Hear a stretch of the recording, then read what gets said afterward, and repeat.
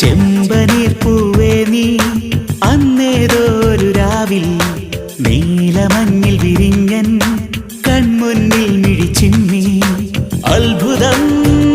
അടങ്ങാതന്നു ഞാൻ അങ്ങനെ നിശബ്ദം നിൽക്കവേ എങ്ങുപോയി പ്രകാശം നൽകി നീ നിൽക്കയാ